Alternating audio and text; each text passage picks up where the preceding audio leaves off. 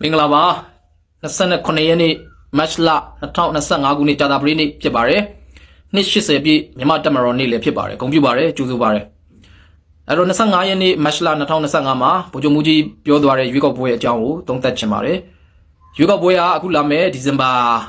ာတတိယပတ်နဲ့စတုတ္ထပတ်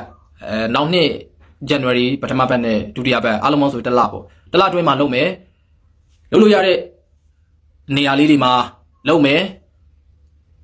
လုံးလို့ရတဲ့လောက်ပေါင်ဝင်အောင်လုပ်မယ်ပေါ့ဒီတလအတွင်းမှာလည်းနေ့တွေခွဲပြီးတော့လုပ်သွားမယ်သဘောမျိုးပေါ့အဲ့ဒီမှာထူးခြားတာက2008မှာပုံမှန်261ရှိတယ်သမရကတိုင်းဒေသကြီးနဲ့ပြည်နယ်မှာရှိတဲ့ဝန်ကြီးချုပ်တွေကိုတိုက်ရိုက်ရွေးရတာအခုကကြတော့ကိုပြည်နယ်ကိုတိုင်းမှာရှိတဲ့ဖြစ်လာမဲ့ဝန်ကြီးချုပ်ကိုကိုယ်တိုင်ရွေးရမှာကြိုးစားပါတယ်261ကိုကျွန်တော်တို့ပြန်လဲပြင်ဆင်ဖို့စဉ်းစားနေတယ်ဆိုတော့အနေထားကိုကြိုးစားပါတယ်အဲ့ဒီမှာကျွန်တော်တို့လွတ်တော်မှာပြည်တော်စုလွတ်တော်ခေါ်ဖို့လုံလောက်ရင်ကိုပဲဒါရွေးကောက်ပွဲအထမြောက်တယ်ဆိုတော့ဒီတနိုင်ငံလုံးအတိုင်းအတာအနေနဲ့အပြစ်ခတ်ရက်စဲဖို့ကတိတ်မလွယ်တဲ့ခါကျတော့လုပ်လို့ရတဲ့နေရာနေပြီးတော့လုပ်ပြီးတော့နိုင်ငံအေဂျင့်အောင်ဒီအေဂျင့်နဲ့လမ်းကိုကျွန်တော်တို့အတူတူထွက်ပေါက်တစ်ခုစီကိုအတူတူသွားမဲ့သဘာဝစောင့်ပါတယ်အဲ့ဒီမှာ664အမတ်နေရာ664ကိုကျွန်တော်တို့သုံးပုံတစ်ပုံပါဝင်အထမြောက်တယ်222နေရာပေါ့အဲ့ဒီမှာ2008ရဲ့ပေးထားချက်အရမြန်မာတက်မတော်အနေနဲ့25ရာခိုင်နှုန်းပါဝင်ခွင့်ရတဲ့အတွက်166နေရာရှိပြီးသားအဲ့တော့56နေရာရှင်းပြိုင်မယ်ဆိုလို့ရှိရင်ပေါင်းလိုက်222ဆိုလို့ရှိရင်လုံလောက်ပြီဆိုတော့ရွေးကောက်ပွဲကတော့ကျင်းစီပေါက်ဖြစ်လာမယ်ရွေးကောက်ပွဲအလွန်ဖြစ်ပေါ်လာမဲ့ကောင်းကျိုးဆိုးကျိုးတွေကိုလည်းရင်ဆိုင်ဖို့ပြင်ဆင်ထားတယ်လို့လည်းပြောသွားပါတယ်ကောင်းပါတယ်ကျွန်တော်တို့ရခိုင်ပြည်နယ်မှာ2015 NLD မဲနိုင်တော့က ANP ပါတီကြီးပေါ့နော်ပါတီနှစ်ခုပေါင်းထားတယ်အဲ့ဒီမှာအမတ်40ကျော်နေရာရခိုင်တပြည်လုံး40ကျော်မှာ35နေရာကို ANP ပါတီနိုင်သွားတယ်အဲ့ဒီအတွက်ဝင်ကြီးချုပ်ကိုယ်တိုင်ရွေးချယ်ပေးရစီလို့တောင်းဆိုတာဘယ်လို့မှမရအောင်ပယ်ချတယ် NLD ပါတီကအဲ့တော့ကောင်တီကုံစားအဲ့လိုစနစ်ကြီးကို261ကိုပြင်ဖို့စဉ်းစားမယ်ဆိုပြီးတော့ဝင်ကြီးချုပ်ကိုယ်တိုင်ရွေးချယ်ခွင့်ပေးလိုက်တာဟာအမတန်ကြိုဆိုပါတယ်ကောင်းပါတယ်ဝမ်းသာပါတယ်ဆိုတော့လက်ရှိအနေထားကိုပြောမယ်ဆိုရင်တန်တမန်ရေးရအားသာချက်တွေရှိနေပါတယ်ကျွန်တော်တို့ဒီမြန်မာနိုင်ငံတော့အစိုးရမှာပေါ့နော်ကမ္ဘာဝင်ရိုးစုံတွေနိုင်ငံရေးဝင်ရိုးစုံတွေပြောင်းလဲလာတဲ့အပေါ်မှာအမေရိကန်နိုင်ငံလည်းလက်ရှိရုန်းကန်နေရတယ်ဆိုတော့ကမ္ဘာအရေးတွေမှာဝင်ရောက်ဆွတ်ဖက်တာမျိုးတွေအားနေနေတယ်အဲ့ဒီအချိန်မှာရုရှားနဲ့တရုတ်ကမြန်မာနိုင်ငံနဲ့ချစ်ကြည်ရင်းနှီးမှုရှိတယ်အိန္ဒိယလည်းဘာပဲပြောကျွန်တော်တို့နဲ့တန်တမန်အဲ့တော့အခုထိုင်းနိုင်ငံလည်းလက်ခံလာတဲ့အပေါ်မှာအာဆီယံနိုင်ငံတွေကလည်းအလိုလိုပါလာတယ်အဲ့တော့တန်တမန်ရေးရအရာတော့တော်တော်ကိုထောင်တက်နေတာအဲ့တော့ဒီရွေးကောက်ပွဲဟာတန်တမန်ထောက်ခံမှုကတော့မြင့်မားမှာပဲကာကွယ်ရေးသုံးစရိတ်နဲ့ပြောကြမယ်ဆိုရင်ဒီနိုင်ငံတော်ရဲ့ budget နဲ့တွားနေရတဲ့အတွက်ရေရှည်ကာကွယ်ရေးမှာရေရှည် revolution မှာနိုင်ငံတော်အနေနဲ့အေးစိတောက်ခံသွားလို့ရတယ်အဲ့လိုအနေအထားမျိုးကိုကျွန်တော်တို့ကဒီကာကွယ်ရေးအသုံးစရိတ်အားသာချက်မြင့်မားတယ်လို့ကျွန်တော်တို့သုံးသပ်ပါတယ်ရေရှည်မှာဘယ်လိုမလွယ်မှာလဲရေရှည်မှာဘယ်သူတွေတောက်မခံနိုင်မှာလဲဆိုတာကိုယ်ပိုင်ဉာဏ်နဲ့ပဲစဉ်းစားကြည့်ပါဒါကတော့မျှကြည့်ဘူးပြောပြတာပါစဉ်းစားကြည့်ပါသုံးသပ်ကြည့်ပါစီးအားသာချက်တွေကတော့တောင်ခမ်းမှာဆိုရင်ကျွန်တော်တို့ဒီမနေ့ကစားတစ်စောင်းထွက်လာတယ်ပေါ့နော်ဒီနေ့ကနောက်လက်နက်ဆွန်ပါလားဒီခန်းစစ်အသေးပြင်ပါလားနောက်ဆုံးပါလားပေါ့နော်အဲ့တော့တင်ရကောင်းရတစ်ခုကိုတော့ရွေးပေါ့နောင်ချိုတော့ပြန်ပြီးတော့တိုက်တော့အဲ့တော့တနိုင်ငံလုံးတိုင်းတာနဲ့လေကရင်ပြည်နယ်ဘက်ဆိုလဲတိုးဖောက်နေတယ်ကချင်ပြည်နယ်မှာဆိုလဲကြားတဲ့အတိုင်းပဲဗမော်ဦးပြန်လဲစုံမိုးနေတယ်အဲ့တော့အခု TNN ရဲ့ထိန်းချုပ်နေရာတွေမိုးကုတ်တို့ဘာလို့တဖြည်းဖြည်းနဲ့အခုပြန်သိမ်းနေပြီရခိုင်တစ်ခုပဲအဲ့ဒါလေရခိုင်လူမျိုး ULA/AA ကဂျပန်လောက်စိတ်တက်ပြင်းထန်ပါလားဒုတိယကမ္ဘာစစ်မှာအရန်ကြီးစိတ်တက်ပြင်းထန်ပါဆိုတဲ့ဖက်စစ်ဂျပန်ကိုအမေရိကန်ဘယ်လိုဆုံးမသွားလ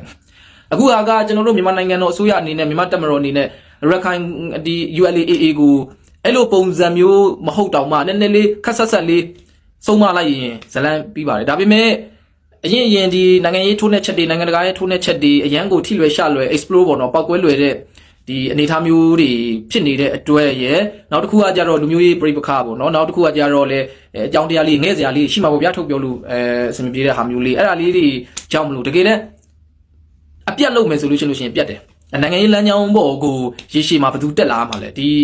ီလူတွေတက်ကိုလာမှာပေါ့နော်အဲ့လောက်ပဲပြောတာကောင်းပါတယ် AA နဲ့ပတ်သက်လို့ကတော့သူတို့ကတော့ရမယ်ဆိုပြီးစွတ်တိုးနေတာဒါပေမဲ့ short တော့မတွက်တင်ဘူးဒီ AA ကမင်းမလို့မင်းမရစိတ်အရင်အားကြီးတဲ့အခါကျတော့ကူ ကူလီကူမာတွေအယုတ်တမာစကားတွေပါဇက်ကတော်တော်ထွက်တယ်ဟိုဟာထဲမှာလေဒီတိုင်းသားတပုံတွေထဲမှာအေးအေးဟိုတော့ကျွန်တော်တော်တော်လက်ဖျားခါတယ်အဲ့တော့တက်မတော်နေနဲ့ဒါဟိုတော့ထိထိရောက်လေးလေးနက်နက်ဆောင်ရွက်စေခြင်းနဲ့နည်းနည်းပြတ်သားလိုက်ရင်ပြတ်ပြီဗျာဇလန်အကထားပါဆိုတော့ရွေးကောက်ပွဲထွက်ပေါက်ရှိတယ်ဗျာကျွန်တော်တို့အခုလက်ရှိရွေးကောက်ပွဲထွက်ပေါက်ကဒါကြီးဟာတကယ်တော့ပြည်သူလူထုတွေအတွက်ကျွန်တော်တို့ဟာဒီအခုလက်ရှိဒီတက်မတော်အစိုးရအောက်မှာဘယ်လိုပဲပြောပေါ့နော်အကယ်၍ရွေးကောက်ပွဲသာမလုပ်လို့ရှင်ဒီတိုင်းထက်နေရမှာလေအရသားအစိုးရပေါ်လာပြီးတော့တာဝန်ယူမှုတာဝန်ခံမှုစနစ်နဲ့စနစ်အသစ်တွေနဲ့တွားရင်မကောင်းဘူးလားအဲ့ဒါကိုဒီ VOA RFA တို့ဘာတို့ကသူတို့ကလှော်နေတယ်ဒီရွေးကောက်ပွဲဘာဖြစ်တယ်ညာဖြစ်တယ်ရွေးကောက်ပွဲကိုသူတို့စန့်ကျင်ရင်ကျွန်တော်တို့ကအရသားအစိုးရအောက်မှာဘယ်နေရတော့မှာတော့သူတို့ကအခုလက်ရှိအမေရိကန်နိုင်ငံရဲ့ပြိုလဲမှုအပေါ်မှာ RFA တို့ VOA တို့လွင့်သွားတာကျွန်တော်တို့အတွက်တော့တော်တော်လေးအဆင်ပြေတယ်ကျွန်တော်နိုင်ငံပြည်တွင်းရေးငြိမ်သက်စေဖို့လမ်းကြောင်းစပေါ့နော်ပေါ်လာပြီပေါ့ပြီးတော့ကျွန်တော်တို့မှာပြည်သူစစ်ဒီမဟာဗျူဟာတဖြည်းဖြည်းနဲ့အားကောင်းလာတယ်ဒါတွေကလည်းသိတဲ့အတိုင်းပဲပေါ့ဗျာဘလို့ပဲဖြစ်ဖြစ်ကိုယ်နိုင်ငံတော်ဒါကိုကာကွယ်ရမှာပဲလေဒီတိုင်းသားတွေဆိုတာတိုင်းသားစီလုံးညီညွတ်မှုဒါမပြိုကွဲရေးကိုကျွန်တော်တို့ကအလေးနဲ့ထားရမယ်ဆိုပေမဲ့ဒီလိုတပုံတွေကိုကြားလို့ရှိရင်တော့